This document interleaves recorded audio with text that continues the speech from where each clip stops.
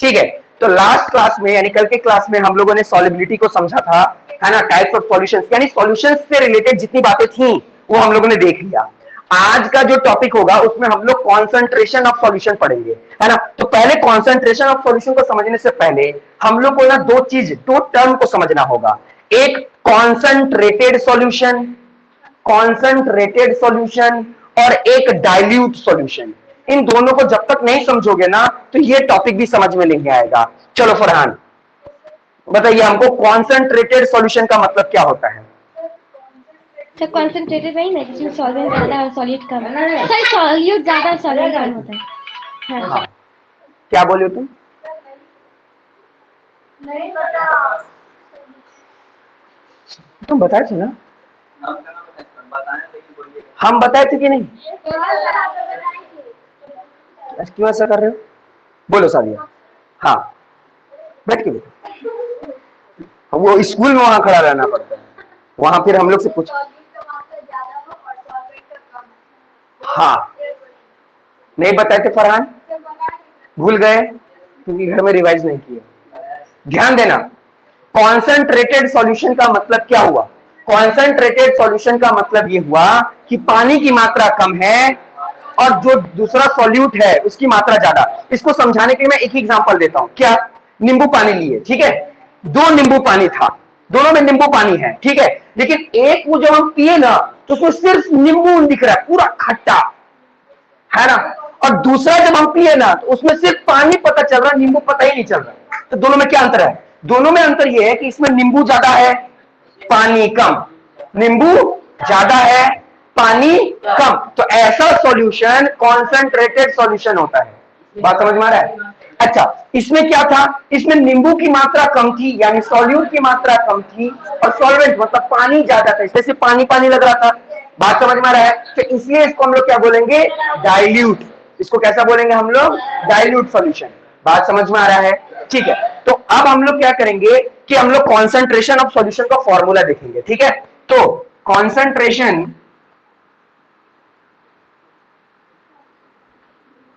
Concentration of solution निकालने का जो फॉर्मूला है ये हमेशा याद रखिएगा, क्या है? Amount of, very good, amount of solute, amount of solution into 100। हमेशा याद रखिएगा कि जो कॉन्सेंट्रेशन का आंसर आता है वो हमेशा परसेंट में आता है, हमेशा किस में आता है? परसेंट में, और इसका कोई यूनिट नहीं होता। तो ये आपको याद रखना है। अच्छा, जहां पर अमाउंट लिखा हुआ है ना, जहां पर अमाउंट लिखा है वहां पर आप मास भी लिख सकते हो और वहां पर वॉल्यूम भी लिख सकते हो, है ना। जब मास बाई मास की बात करेंगे, है ना, मास बाई मास, मैं फिर से बता रहा हूं कि अगर कॉन्सेंट्रेशन ऑफ सॉल्यूशन निकालने के लिए बोला, लेकिन बोला मास बाई मास, तब उसका फॉर्मूला क्या हो जाएगा? मास of solute upon mass of solution into 100। हाँ नहीं, अगर वो मास बाई मास पूछा तो। अच्छा, वॉल्यूम बाई वॉल्यूम भी पूछ सकता है ना। तो concentration of solution by volume by volume, ये भी पूछ सकता है। तो इसका फॉर्मूला क्या हो जाएगा? Volume of solute, very good, volume of solution into 100। ये शॉर्ट फॉर्म है सॉल्यूशन का, ठीक है, ध्यान देना। ये हो गया कुछ फॉर्मूला। देखो एक ही फॉर्मूला है लेकिन अलग अलग तरीके से। अगर अगर ध्यान देना, सॉल्यूट और सॉल्वेंट, ये दोनों पर ध्यान देना है। सॉल्यूट वो होता है जो घुलता है, सॉल्वेंट वो, सॉरी, सॉल्वेंट वो होता है जो घुलाता है, ठीक है ना, ये बात समझ में आया। और जो सॉल्यूशन होता है, सॉल्यूशन, सॉल्यूशन वो कब बनता है? जब हम लोग सॉल्यूट और सॉल्यूशन, सॉल्वेंट, इन दोनों को ऐड कर दें तो क्या बन जाता है? सॉल्यूशन बन जाता है। बात समझ में आ रहा है? अब कहने का मतलब यह है कि अगर मेरा सॉल्यूट भी मास में रहे, है ना, कैसे पता चलेगा कि मास दिया हुआ है कि वॉल्यूम? तो मास का हमेशा जो यूनिट होगा वो या तो केजी होगा या तो ग्राम होगा, है ना, या तो यूनिट में केजी लिखा रहेगा या फिर ग्राम लिखा रहेगा। कल अगर जो सॉलिबिलिटी समझा होगा तो ध्यान देना, जो हम शुगर ले रहे थे वो कितना ग्राम ले रहे थे? 20 ग्राम। मतलब हम मास की बात कर रहे थे या वॉल्यूम की बात कर रहे थे? मास की बात कर रहे थे। उसी तरह मैं वाटर भी जो लिया था, जो सॉल्वेंट था वाटर, जो 100 ग्राम लिया था, 100 ग्राम, तो वो भी मैं किसकी बात किया था? मास का कि वॉल्यूम? मास का।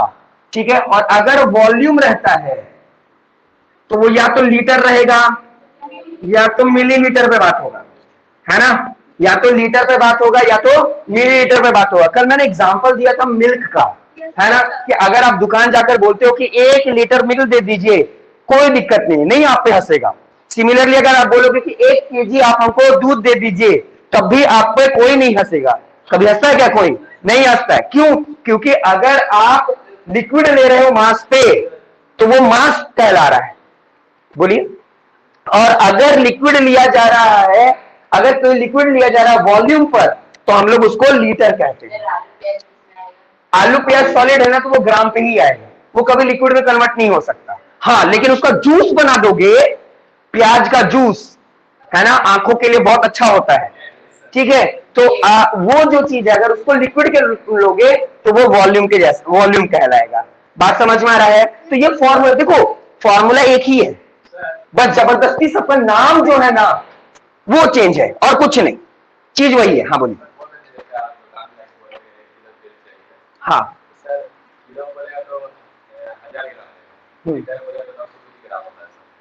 वो देखो असलियत में क्या होता है, जो तुम देखते हो ना, दोनों चीज वही है, पूरा वही है। अगर तुम 1 लीटर अगर ऑयल लोगे ना, तो बात अलग है कि कभी भी हम लोग को पूरा एग्जैक्ट नहीं मिलता, पूरा एग्जैक्ट नहीं मिलता, थोड़ा कम ही लेता है। मेमोरी कार्ड खरीदे हो कभी? मेमोरी कार्ड अगर 1 जीबी का खरीदोगे ना तो पूरा 1 जीबी नहीं मिलता है। समझ में आया? गंगा जमुना से जो पानी लोगे ना, तो अगर वो बोलता है कि एक बाटला कितने लीटर का होता है जी? 15 लीटर या 20 लीटर? 20 लीटर, तो पूरा 20 लीटर नहीं मिलता। बात समझ में आया? जो थम्सअप लेते हो 1 लीटर का, तो वो पूरा 1 लीटर नहीं रहता। बात समझ में आया? साढ़े इतना भी कम मत कर, 2 से 3 ml कम रहता है। बात समझ में आया? 2 से 3 ml कम। अच्छा, एक और बात इसी से तुम लोग समझो, ये सब बिजनेस पॉलिसी है, यही सब बिजनेस पॉलिसी है। ध्यान देना, जब हर कुछ 1 महीने का होता है, तो आखिर तुम देखना कभी भी मोबाइल रिचार्ज करवाते हो ना, तो वो सिर्फ 28 दिन का होता है। ऐसा क्यों होता है? कभी सोचे हो? नहीं सोचे हो। अगर तुम सोचो कि हर महीना तुम रिचार्ज करवाओ तो तुमको 28 दिन मिलेगा, 2 दिन कंपनी अपने पास रख लिया, तो सोचो 12 महीना, 12 इंटू 2 24, यानी आप 1 साल में 13 महीना का रिचार्ज करवाते हो। बात समझ रहे हो मैं क्या बोलना चाहता हूं? नहीं आपको समझ में आया? कहने का मतलब यह है कि कंपनियां 1 साल में 13 महीना का पैसा लेती हैं हम लोग से। कैसे?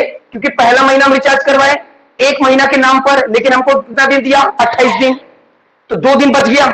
हम तो अब मेरा खत्म हो गया तो हम तो उसी दिन रिचार्ज करवा लेंगे, है ना। तो वो 2 दिन जो 2 रुपया है, 2 दिन जो है वो मेरा ऐड हो गया, एक्स्ट्रा उसके पास चला गया। ऐसे करते करते दूसरा महीना, तीसरा महीना, चौथा, कुल मिलाकर 12 महीना। 12 महीना का वो कितना ले रहा है?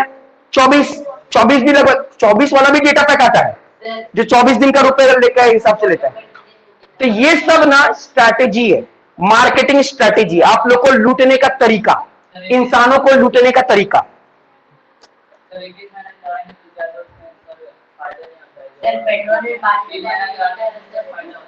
हाँ, तो वही चीज अपने हिसाब से देखना होता है।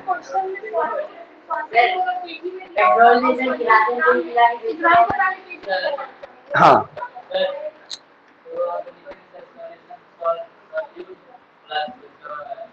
हाँ, क्या बोल रहे हो? देखो हमेशा याद रखना, सब में क्या है? Solute bye solution, solute bye solution, solute bye solution, है ना। सब में सॉल्यूट बाय सॉल्यूशन है। तो सॉल्यूशन निकालने का फॉर्मूला क्या होता है? सॉल्यूशन निकालने का फॉर्मूला होता है सॉल्यूट प्लस सॉल्वेंट। बात समझ में आ रहा है? सॉल्यूट में क्या ऐड कर दो? सॉल्वेंट ऐड कर दो। ठीक है, अब इस तरह के क्वेश्चन को जब तक प्रैक्टिस नहीं करेंगे तब तक आएगा कैसे? ठीक है ना, चलो प्रैक्टिस करते हैं। लाइए, बुक नहीं लाई हो? चलिए क्वेश्चन लिखिए तो जल्दी से। हाँ हाँ, तो ये लिख लो जल्दी से।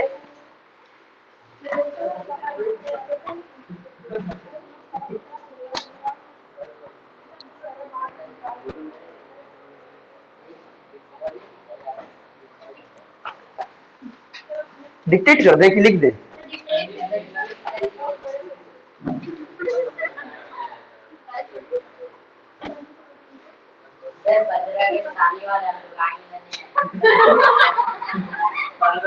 पंद्रह अगस्त हम लोग क्यों मनाते हैं पता है?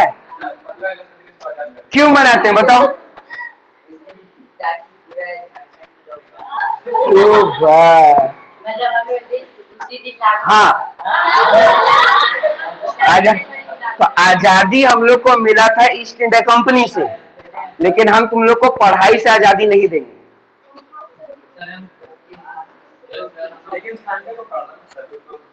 संडे पढ़ रहा है? पर ये तो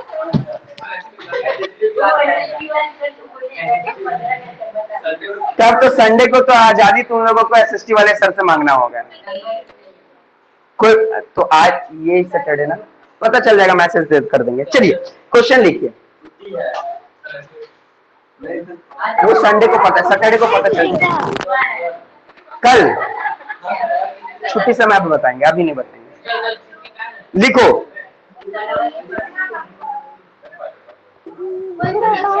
ए गिवन मास ऑफ, अच्छा ठीक है कोई बात नहीं, भेज देंगे। ए गिवन मास, ए गिवन मास कंटेन, एक ही तो है, तीनों नहीं है, एक ही है। ए गिवन मास कंटेन, हाँ, a given mass of content 40 gram of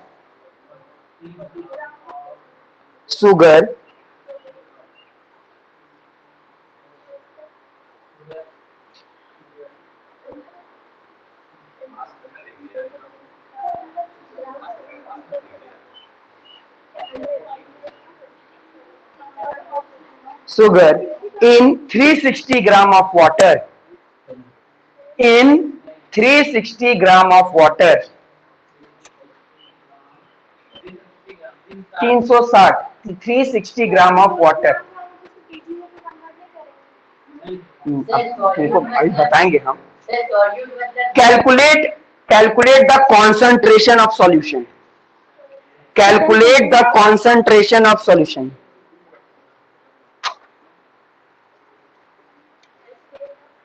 क्या बात है? नहीं 10% नहीं होगा। हाँ क्वेश्चन इतना ही था।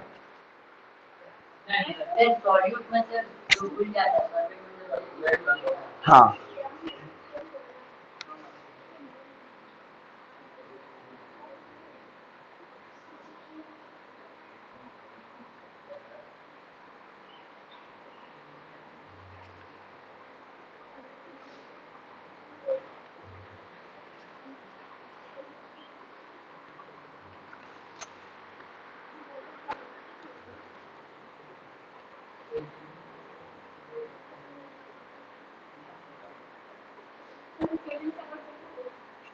अब वो अभी नहीं बता सकती।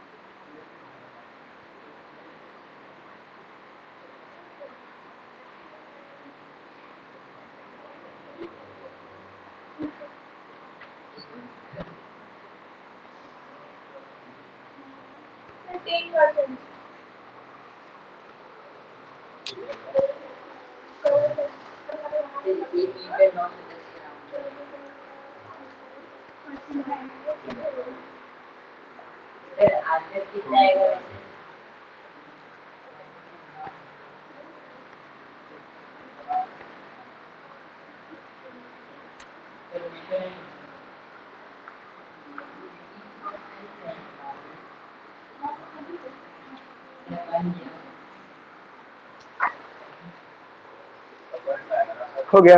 ठीक है, मैं बताऊंगा, तुम लोग उसमें चेक कर लेना।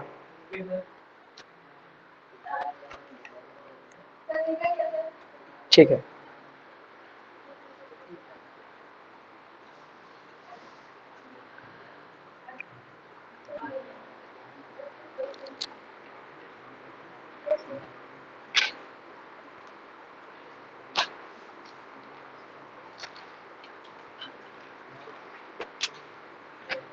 एक मिनट और है।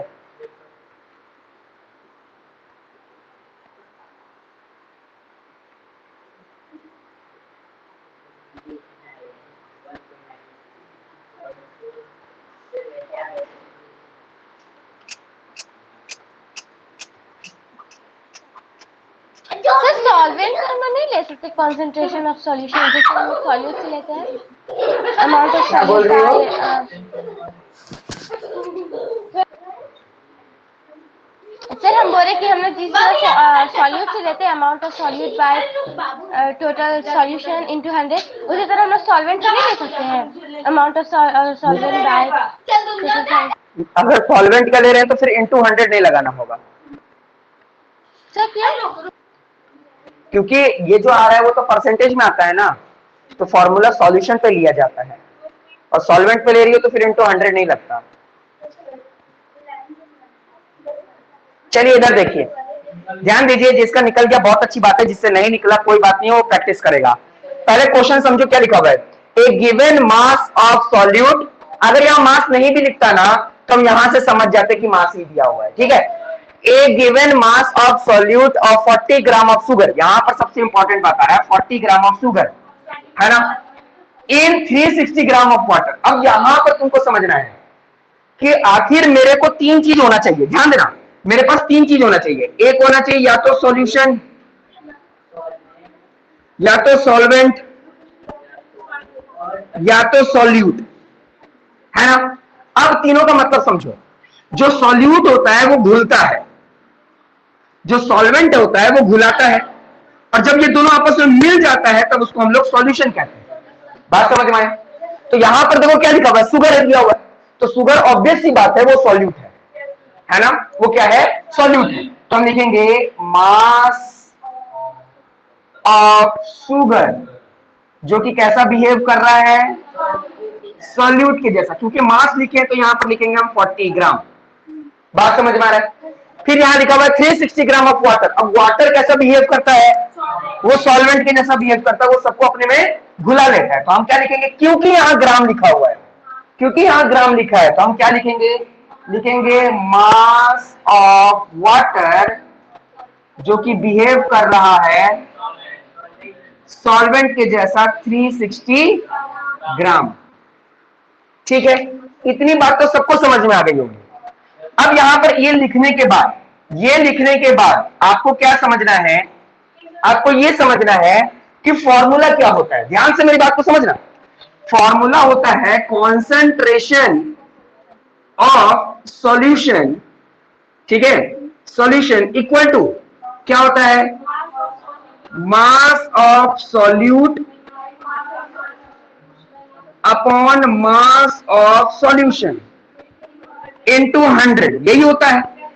अब मेरी बात को ध्यान से देखो, सॉल्यूट तो हम लोग ले आएंगे, लेकिन क्या सॉल्यूशन ला पाएंगे, ये तो सॉल्वेंट दिया हुआ है, तो पहले हमको क्या लाना होगा, सॉल्यूशन लाना होगा, पहले हमको सॉल्यूशन बनाना होगा, ठीक है। तो अब हम क्या करेंगे, मास ऑफ सॉल्यूशन, फॉर्मूला क्या होगा, सॉल्यूट प्लस सॉल्वेंट, तो कितना हो जाएगा 40 plus 360 which is equal to 400 gram. अब मेरा काम हुआ, अब बात समझ में आ रहा है। अब क्या करेंगे, मास ऑफ सॉल्यूट दिया हुआ 40, लिख दिए 40, यहां बाई 400 की सॉल्यूशन कितना आया 400, यहां 100, ये 2 0 से ये 2 0 चल गया, तो क्या बचा मेरे पास 40/4, और इसको क्या हो गया 10%। आंसर परसेंट में आएगा, हमेशा याद रखना, अगर परसेंट में दिया है तो वो कॉन्सेंट्रेशन है। बात समझ में आया?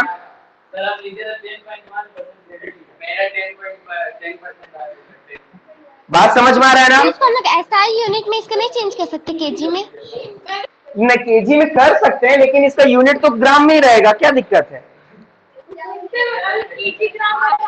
सर अगर केजी और ग्राम साथ में दे दिया तो?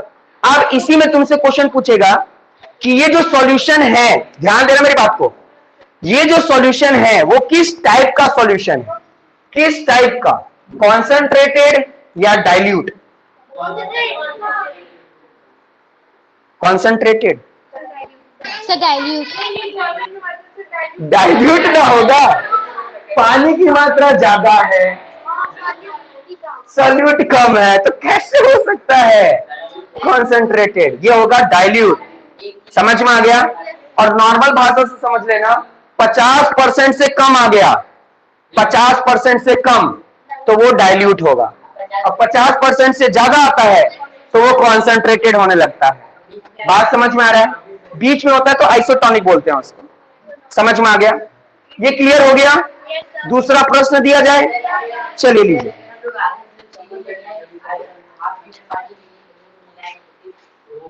तुम बताओ कॉन्सेंट्रेटेड होगा कि डाइल्यूट होगा?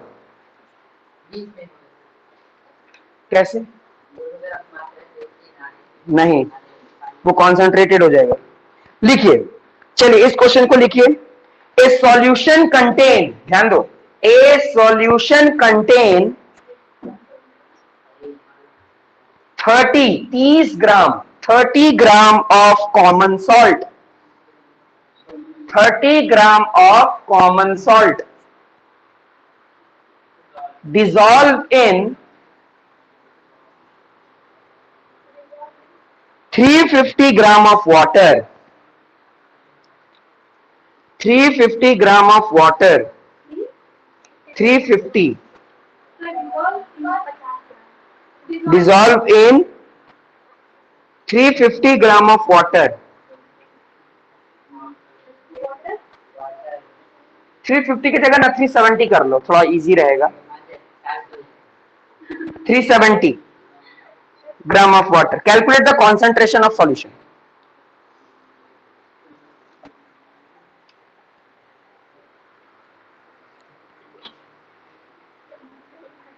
आसफा तुम इसका स्क्रीनशॉट ले लो। Okay sir. ले ली हो? ये सर ले लिया। ठीक,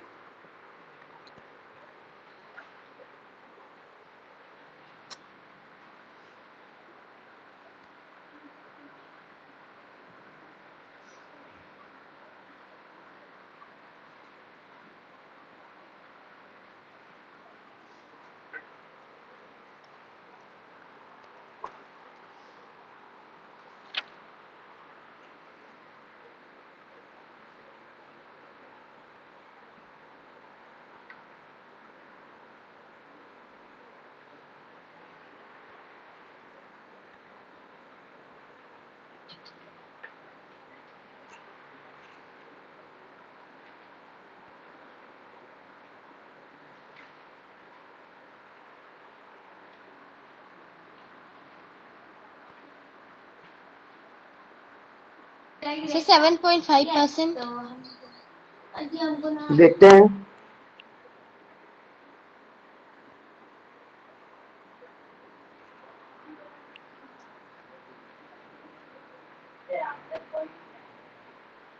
हाँ, आ सकता है।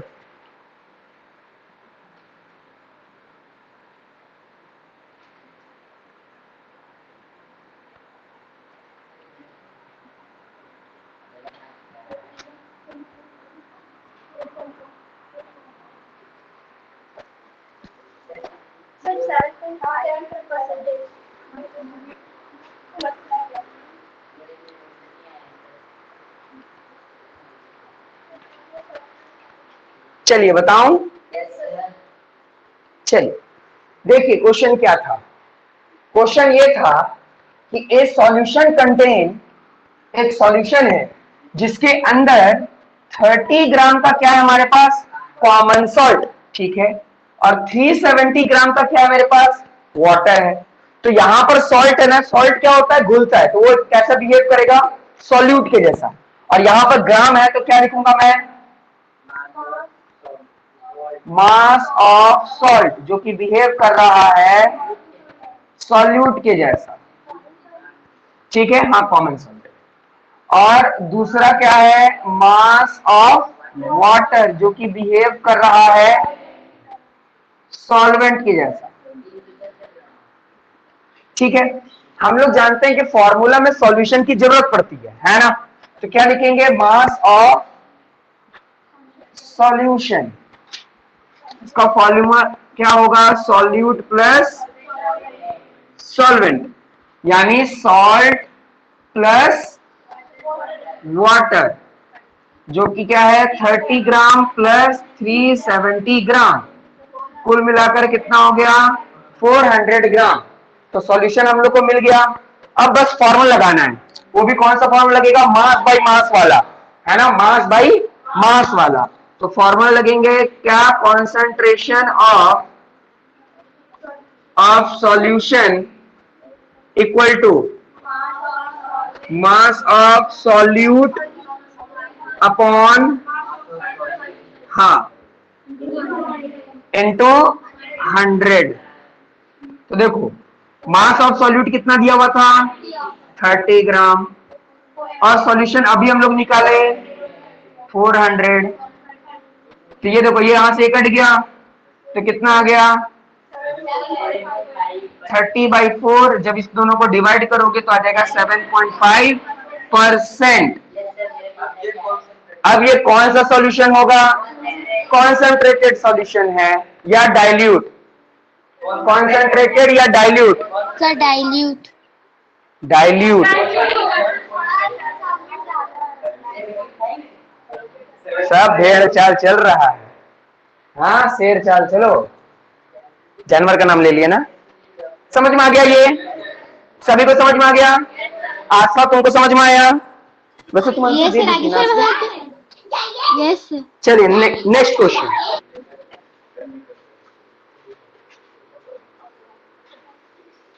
सर वहाँ पे सॉलिड और सॉल्वेंट लिखना जरूरी है?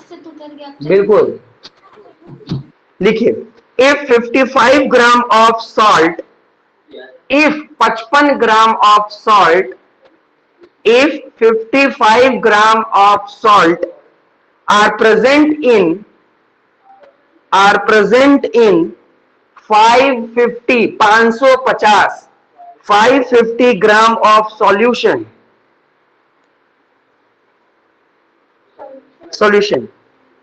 then calculate the concentration of the solution. Then calculate the concentration of the solution.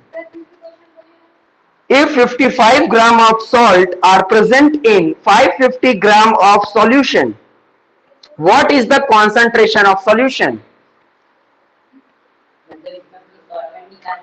अब ये मत बोलो, जितना आ रहा है बस लिखो, नहीं आएगा तो हम हैं बताने के लिए।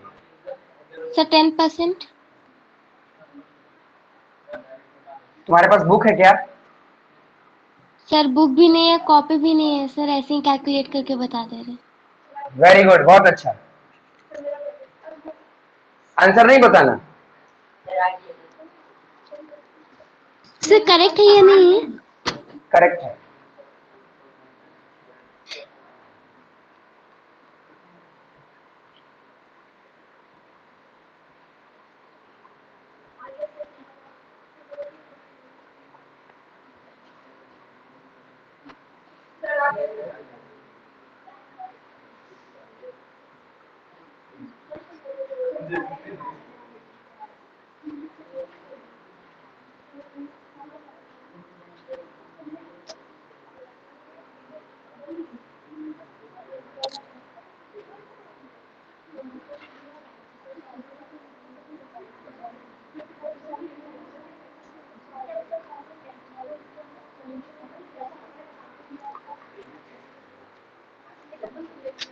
बन गया तुम्हारा?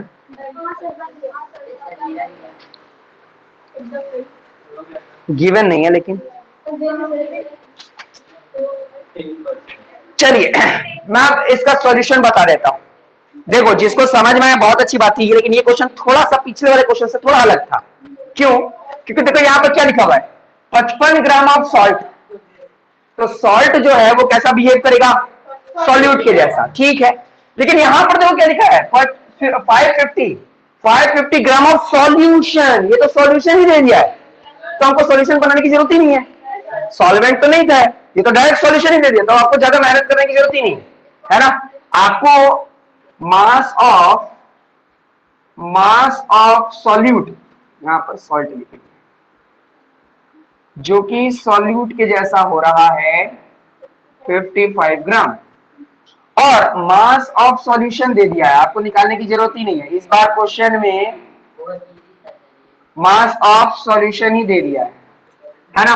अब आराम से mass by mass concentration of solution निकालना होगा, है ना। तो फॉर्मूला क्या हो जाएगा, concentration of solution equal to mass of solute upon mass of solution. तो सॉल्यूट, हाँ, इंटू 100, ये कितना हो गया 550, यहां पर 550 इंटू 100, यहां से जीरो कट गया। बात समझ में आ रहा है कि नहीं आ रहा है? अच्छा, इसको इससे इंटू कर देंगे तो क्या आ जाएगा, 550 और यहाँ 55 ही होगा। अगर हम काटते हैं कितने टाइम्स में, सॉल्यूशन कैसा होगा, डाइल्यूट। बात समझ में आ रहा है? ठीक है, चलिए थोड़ा सा और क्वेश्चन दिया जाए। सर इसमें अगर सॉल्वेंट पूछा जाओगे? होता तो माइनस कर देते ना। हाँ, solution.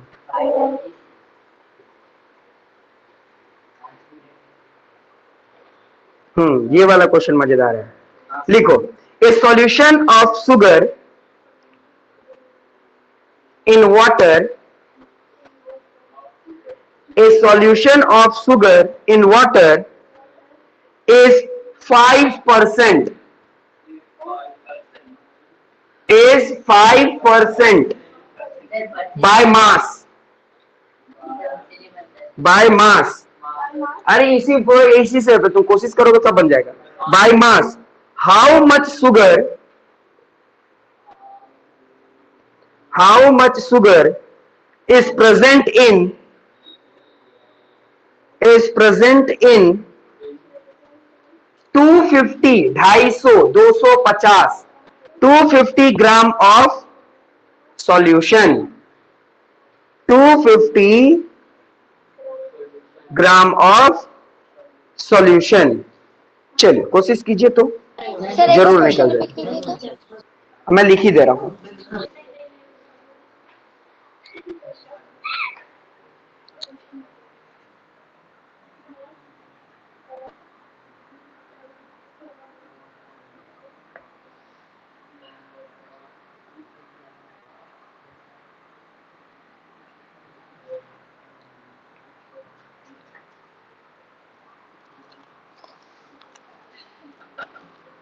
A solution of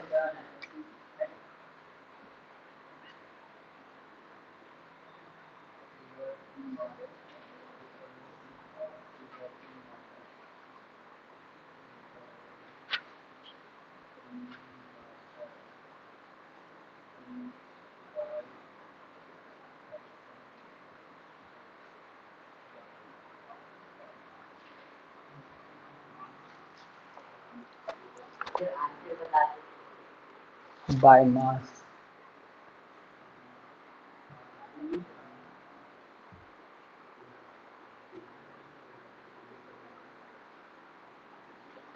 how much sugar is present,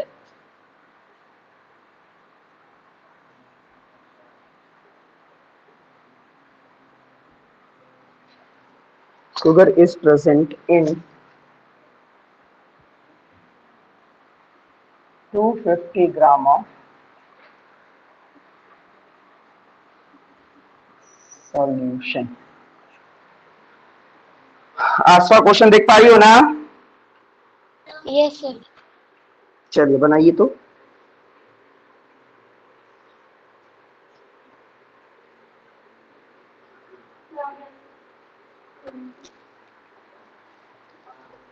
देखिए, वेरी गुड, बहुत अच्छा, सर 12.5 ग्राम। वेरी गुड, एकदम सही। नहीं आ रहा ना?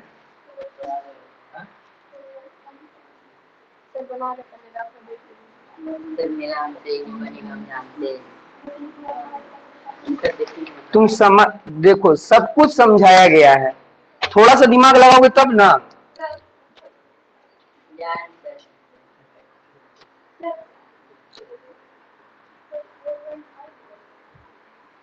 वो कॉपी दिखाओगे बना के तब हम बताएंगे।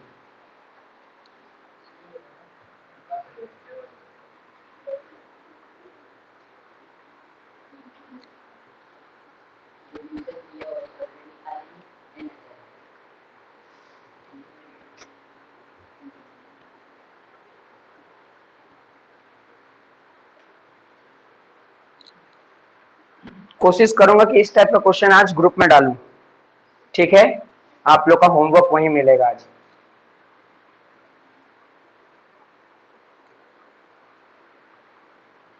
सर कल हम शायद ट्यूशन ज्वाइन कर पाए ऑफलाइन। हाँ, यस सर। अच्छा, तुम तो पूरा सप्ताह का बात की थी। सर कल आ जाएंगे दोबारा। चलो, बहुत अच्छी बात है। चलिए मैं बता दूं, चलिए ध्यान दीजिएगा, यहाँ पे क्वेश्चन क्या है। क्वेश्चन है ए solution of sugar in water. Sugar in water, जब शुगर को हम वाटर में डाल दिए, ध्यान देना मेरी बात को, जब शुगर को हम वाटर में डाल दिए तो उस समय मेरा परसेंट आ रहा है बाई मास कितना, 5%। अब सोचो 5% ना ही सॉल्यूट है ना ही सॉल्वेंट, तो ये क्या है, हमेशा परसेंट क्या चीज का निकलता है, कॉन्सेंट्रेशन ऑफ सॉल्यूशन का। तो इसका मतलब ये जो 5% दिया हुआ है वो क्या है, वो असलियत में है कॉन्सेंट्रेशन ऑफ सॉल्यूशन ही दे दिया है 5%, है ना, जो लोग निकालते थे हमेशा। इस बार कॉन्सेंट्रेशन ऑफ सॉल्यूशन दे दिया है। अच्छा फिर क्या बोल रहा है, how much sugar is present in 250 gram of solution. क्या दिया हुआ है, 250 ग्राम ऑफ सॉल्यूशन, मतलब सॉल्यूशन कितना दिया हुआ है, मास ऑफ सॉल्यूशन हम लोग को दिया हुआ है 250 ग्राम, और हमको पूछ रहा है हाउ मच शुगर, कितना शुगर। तो शुगर कैसा बिहेव करेगा, सॉल्यूट के जैसा, यानी हमको निकालना क्या है, मास ऑफ सॉल्यूट, जो कि शुगर के फॉर्म में है ना, वो निकालना है। तो एक ही तो फॉर्मूला है हमारे पास, क्या फॉर्मूला है, फॉर्मूला है कॉन्सेंट्रेटेड ऑफ या concentration of solution equal to mass of solute by mass of solution into 100। यही तो फॉर्मूला है हमारे पास। अब कॉन्सेंट्रेशन ऑफ सॉल्यूशन तो हम लोग को पहले से दे दिया, तो यहां पे लिख देंगे 5, है ना। ये निकालना था, ये तो निकालना था, देख लो, तो हम इसको वैसे ही लिख देंगे मास ऑफ सॉल्यूट यानी शुगर। मैं इस बार यहां पर शुगर लिखा अपॉन, अच्छा मास of solution, mass of solution दिया हुआ है कितना, 250 ग्राम इनटू 100। अब इस 100 को या तो हम ऊपर से मल्टीप्लाई करेंगे, है ना, तो थोड़ा सा शॉर्ट फॉर्म में तुम लोग को बताने के लिए ध्यान देना, ये दोनों क्या हो रहा है, उधर जाके क्या हो जाएगा, तो हम ऐसे लिख सकते हैं ना, 5 multiply by 250 equal to mass of solute यानी वही शुगर, शुगर इनटू 100। ऐसा होगा कि नहीं होगा, अच्छा बिना इंटू के करते हैं, दोनों इंटू हो रहा है, इस नंबर को उधर कर देते तो क्या हो जाएगा, डिवाइड हो जाएगा। ऐसा दिखेगा ना, 5 into 250 divided by 100 equal to mass of सिर्फ शुगर, यही तो निकालना है हमें, ठीक है। अब देखो यहां पर 0 से 0 कैंसिल हो गया, 5 1 जा 5, 5 2 जा 10, है ना, 2 1 जा 2 और 2 12.5 होगा ना। इनटू डिवाइड आता है कि नहीं आता है, इनटू डिवाइड कर लेना, तो आंसर आ जाएगा 12.5 ग्राम। ये क्या आ जाएगा, मास ऑफ शुगर। इसका मतलब इस 250 ग्राम के सॉल्यूशन में कितना ग्राम क्या है, 12.5 ग्राम तो शुगर ही है। अगर अब इसी में से क्या पूछता, इसी में वाटर निकालने के लिए दे देता, इसी में अगर हमको क्या निकालने दे देता, वाटर, तो हम कैसे निकालते, ध्यान देना। तो सॉल्यूशन का फॉर्मूला क्या होता है, solute solute plus plus solvent. Solvent. क्यों आएगा परसेंट, इस बार तो हमको सिर्फ यही ना क्वेश्चन ध्यान से पढ़ना है। क्वेश्चन में तो क्या पूछ रहा है हमसे, सॉल्यूट पूछ रहा है कि सॉल्यूट कितना आएगा।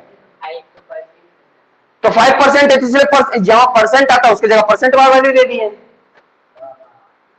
समझ में आ रहा है। अच्छा, इसी में अगर पूछ लेता, ये तो सॉल्यूशन दिया था ना 250 ग्राम, हमसे पूछ लेता कि बताओ इसमें वाटर कितना है, तो बहुत इजी, सॉल्यूशन का फॉर्मूला क्या होता है, सॉल्यूट प्लस सॉल्वेंट। सॉल्यूशन हम लोग को पता था कितना, 250 ग्राम। सॉल्यूट अभी हम लोग निकाले, और इससे क्या निकल जाएगा, वाटर निकल जाएगा, ये प्लस उधर जाके क्या हो जाएगा। समझ में आ रहा है कि नहीं आ रहा है ना। तो 250 को माइनस कर देते 12.5 से, तो हमारा क्या निकल के आ जाता, सॉल्वेंट, यानी वो वाटर निकल कर आ जाता कि वाटर उसमें कितना प्रेजेंट है। बात समझ में आ रहा है कि नहीं, सबको समझ में आ रहा है। हम लोग ऐसे भी तो कर सकते थे ना, कैसे? ये 25 × 5/10, फिर तभी तो सेम ही वैल्यू निकलता ना, 12.5। क्या, कितना बाई कितना बोल रही हो। सर 25 × 5 करते थे, 125/10 हो जाता, तो 12.5 ही ना निकलता। हाँ,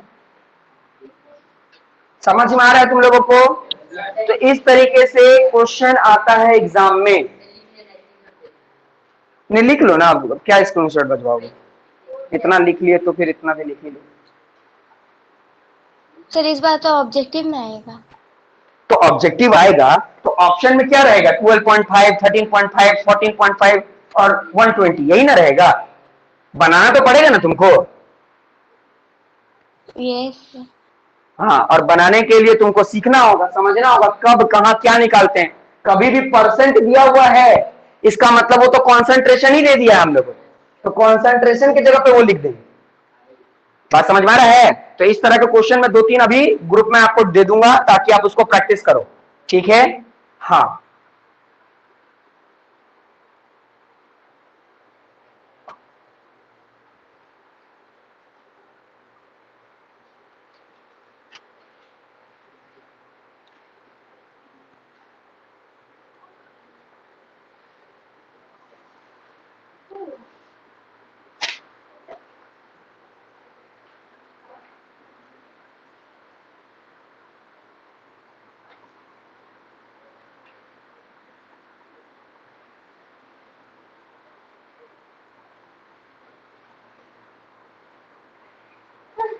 वो गलती मत करो।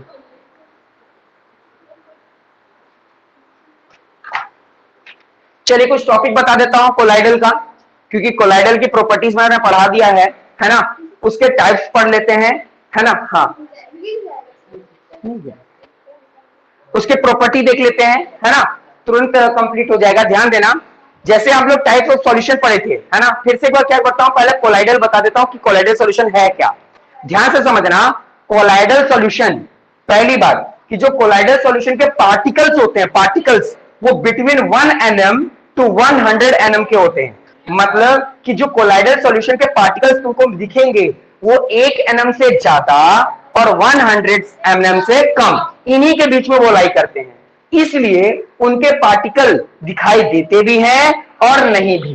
बात समझ में आ रहा है, किसी किसी में दिखाई देते हैं और किसी किसी में दिखाई नहीं देते। ज्यादातर जो कोलाइडल सॉल्यूशन होता है उसका जो अपीयरेंस होता है वो होमोजीनियस जैसा होता है, यानी हम लोग को ऐसा लगता है कि उसके पार्टिकल पूरी तरीके से क्या हो चुके हैं, मिक्स हो चुके हैं, लेकिन असलियत में वो पूरी तरीके से मिक्स नहीं होते। तो जब हम लोग देख करके बोल रहे हैं होमोजीनियस है, तो हेट्रोजीनियस कब पता चलता है, तो हेट्रोजीनियस तब पता चलता है जब उसको हम लोग लैबोरेटरी में चेक करते हैं, है ना, अलग अलग तरीके से बहुत स्पीड से जब सेंट्रीफ्यूज मशीन में डाल करके उसको घुमाते हैं, तब उसके बारे में हम लोग अच्छे से पता चलता है। उसके पार्टिकल्स होते हैं ना वो सस्पेंडेड होने लग जाते हैं, जो जो लगता है कि हाँ घुल गए हैं, है ना, घुल गए हैं, लेकिन बहुत तेजी से घुलाने के बाद, है ना, बहुत तेजी से स्टीर करने के बाद क्या होता है, उसके पार्टिकल्स मूव करने लग जाते हैं, उसमें पार्टिकल्स दिखना शुरू हो जाते हैं। किसके, कोलाइडल सॉल्यूशन के।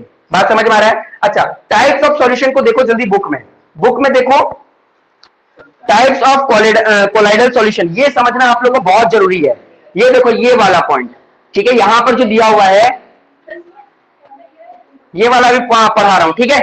ये वाला बुक निकालो जल्दी से, तुम्हारा कहाँ है, लेकर आया करो, जानते हो कि यहाँ पर कम होगा ना? हाँ हाँ हाँ, एनसीईआरटी में भी दिया हुआ है। एनसीईआरटी में नहीं दिया है, ये तो रहा, यही तो है। पेज नंबर बता दो। एनसीईआरटी में दिया हुआ पेज नंबर 18 पेज नंबर 18 जल्दी देखो। नहीं मिला, ठीक है। हाँ वही, आप अभी पेज और एक है तो इसको उधर लर्न गई। करना इम्पोर्टेंट है। हाँ वो लर्न करना इंपॉर्टेंट है, ये तो रहा, लेकिन अलग से मतलब उस तरीके से नहीं दिया ना। एक मिनट, वहाँ तुम्हारे पास बुक नहीं है, तुम लोग देख लो, ठीक है।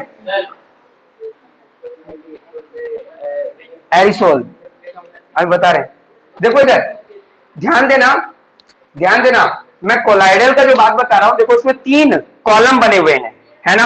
एक लिखा हुआ है डिस्पर्स्ड फेज और एक लिखा हुआ है डिस्पर्स्ड मीडियम, है ना। तो पेंसिल है तो पेंसिल से लिख लो। जो डिस्पर्स्ड फेज है ना, डिस्पर्स्ड फेज, उसको हम लोग सॉल्यूट कहते हैं।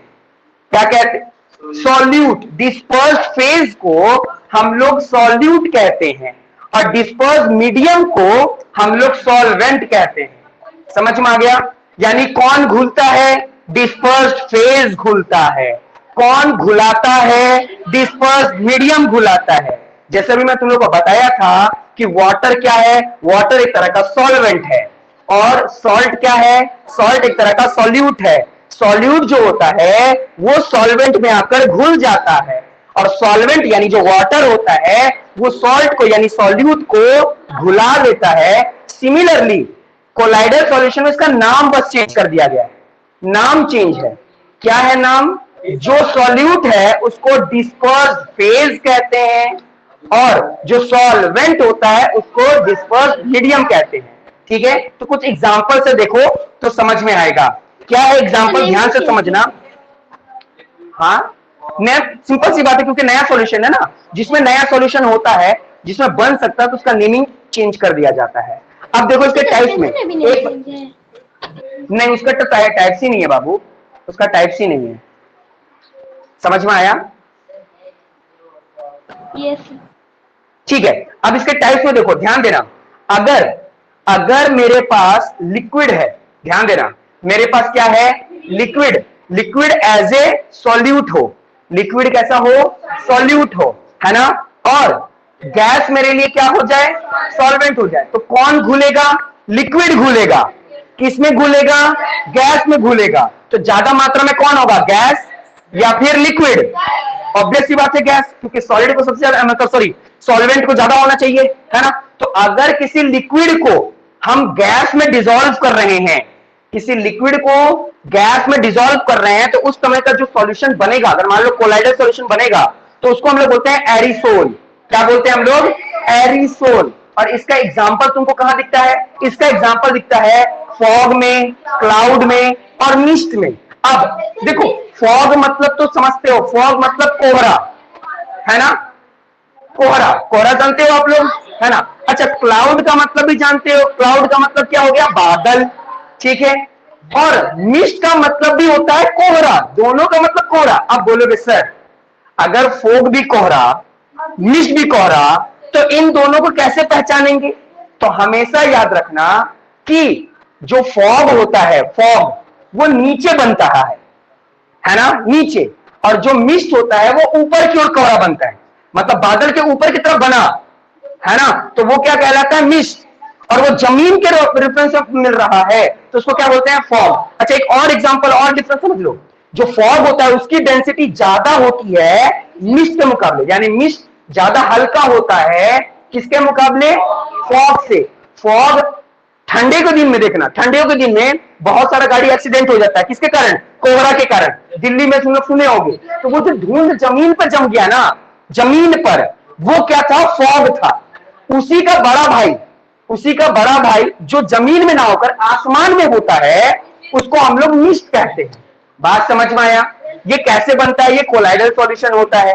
ये कैसा सॉल्यूशन होता है? कोलाइडल सॉल्यूशन होता है। इसमें डिस्पर्स्ड फेज हमारा होता है लिक्विड और डिस्पर्स्ड मीडियम कौन होता है हमारा? गैस। बात समझ में आ गया? इसको क्या बोल दिया हम लोग? एरिसोल। ठीक है, नेक्स्ट देखिए क्या लिखा हुआ है, सॉलिड और गैस। अगर सॉलिड को मिला दिया जाए किसमें? गैस में, है ना? सॉरी, हाँ सही है, सॉलिड को किसमें मिला दिया जाए? गैस में, तब भी हम लोग इसको क्या बोलेंगे? एरिसोल। बात समझ में आया? और इसका एग्जाम्पल क्या होगा?